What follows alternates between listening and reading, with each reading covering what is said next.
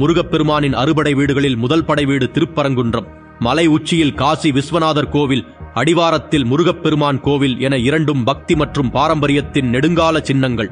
இந்த மலையில்தான் விஜயநகர மன்னரால் கொல்லப்பட்ட சிக்கந்தர் பாஷா நினைவு தர்காவும் ஒரு ஓரத்தில் உள்ளது. ஆனால் மலையின் பெரும்பாலான பகுதி இந்து கோவிலுக்கு சொந்தமானது. வரலாறும் அதைத்தான் கூறுகிறது.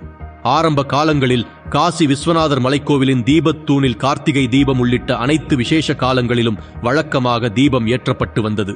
எந்த பிரச்சனையும் இல்லாமல் 1862 வரை. பின்னர் பிரிட்டிஷ் ஆட்சிக் காலத்தில் 1862 முதல் 1912 வரை தீபம் ஏற்ற அனுமதி மறுக்கப்பட்டது. இந்த அநீதியை எதிர்த்து 1920 கோவில் இடங்களை தெளிவாக குறிப்பிடுவதற்கான ஒரிஜினல் வழக்கு தொடரப்பட்டது.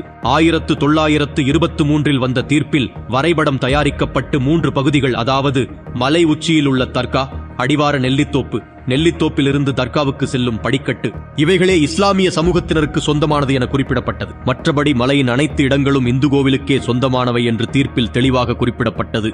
இந்த தீர்ப்பு 1926 ஸ்டே செய்யப்பட்டது. பல தசாப்தங்கள் நடந்த போராட்டங்களுக்கு பிறகு கடந்த டிசம்பர் 1 மலை உச்சியில் உள்ள தீபத்தூணில் தீபம் ஏற்றலாம் என்று மதுரை உயர்நீதிமன்ற கிளை வரலாற்று சிறப்பு மிக்க தீர்ப்பை வழங்கியது.